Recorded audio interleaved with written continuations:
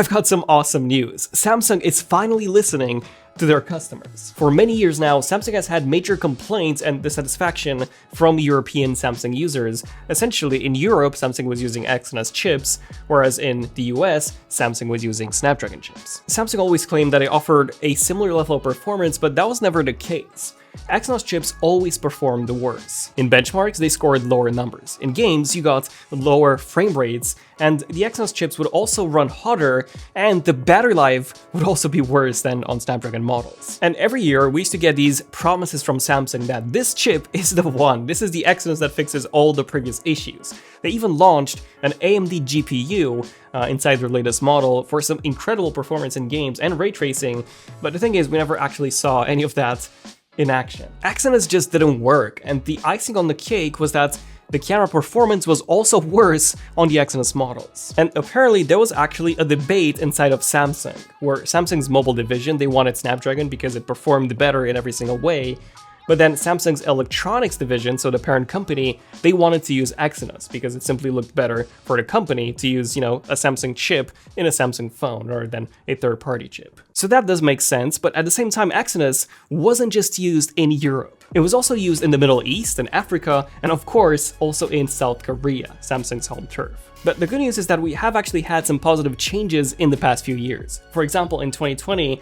we started seeing Snapdragon chips in South Korea. And then in 2022, we've started seeing Snapdragon chips in India, South Africa, and the United Arab Emirates. So as of right now, we only have Exynos processors in the UK and the Europe. But not for long, because we've actually started seeing some silent hints that in 2023, Qualcomm will be the sole supplier for Samsung's S23 chips. In fact, Qualcomm CEO revealed that 75% of the S22s were currently powered by Snapdragon, and that this number would actually go up next year.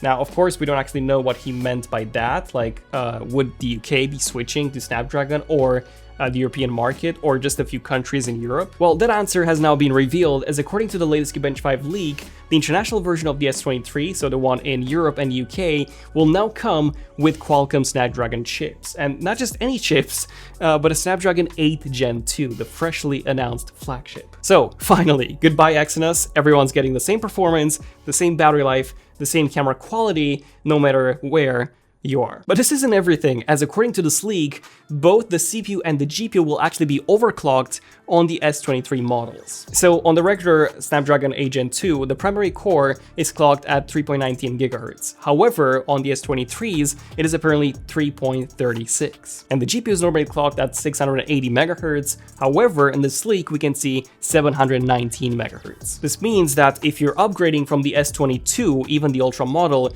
you're going to see some gigantic improvements in terms of the overall performance. For example, when it comes to the single core performance, we'll be looking at 1504 up from 1079. That is 39% higher. And then when it comes to the multi-core, we're looking at 4580 up from 3109. So that is 76% higher. These are some insane gains. But okay, how do these compare to, let's say, the iPhone 14 Pro, the current champ in terms of the CPU and GPU performance? Well, the iPhone is still the king, so single core wise, the iPhone is 24% more powerful than this alleged S23 Ultra, and then 16% more powerful when it comes to the multi-core performance. But honestly, from your day-to-day use, I don't think you're actually going to notice any major difference. When I was using the S22 Ultra, this was perfectly fluid. So the only issues with the Exynos model were the battery, it simply didn't last as long, the overheating issues, and just the fact that you got lower performance and lower frames per second in games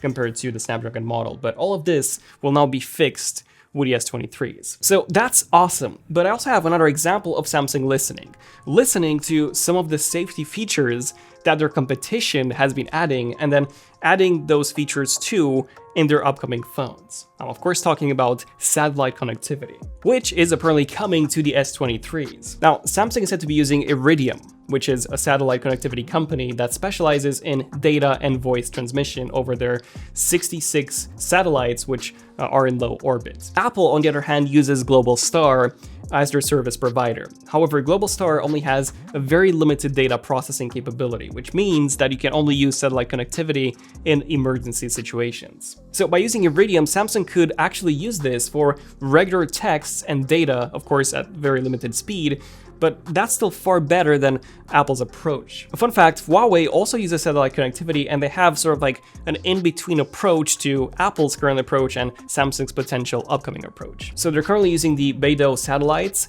and they can actually send and receive SMS in limited quantity. So not just for emergency, they can still send SMS, just not data. Which means that Samsung could have the best implementation of satellite connectivity yet. So that is some awesome news, but I also have some not so awesome news, as in some areas Samsung, they won't be listening. Instead, they'll be doing quite the opposite. And that's when it comes to the bezels. The S23 and the S23 Plus actually have thicker bezels than the S22 and the S22 Plus, likely to reduce costs. But I do think that this is very weird. As Ice Universe puts it, in 2023 manufacturers are shrinking the bezels even more, but Samsung is the only one making them thicker. Although this doesn't actually apply to all models, the S23's bezels are getting thinner, or at least the chin is. The side bezels appear to be thicker actually, but that's because the S23 Ultra won't be as curved as the S22 Ultra was. Another example of Samsung maybe not listening is when it comes to charging speeds, which unfortunately are still set to remain the same. 45 watts on the S23 Plus and the S23 Ultra, and then 25 on the standard S23. That's the same as with the S21s. The S20 also had the same speeds, at least on the Ultra model. And even though this isn't actually too bad, you can charge your S22 Ultra to 67% in 30 minutes, which is faster than Apple's 50%, this is still much slower than the Chinese competition. For example, you can charge the Xiaomi 12T Pro to 100% in just 19 minutes. And that's using the charger that comes inside the box. With Samsung, you have to buy a separate 45-watt charger because you don't get any charger in the box. Or another example would be the telephoto module, where manufacturers are actually improving the hardware, but Samsung, according to Ice Universe at least, won't. So the camera hardware, as you probably know, that 200 megapixel sensor will be new.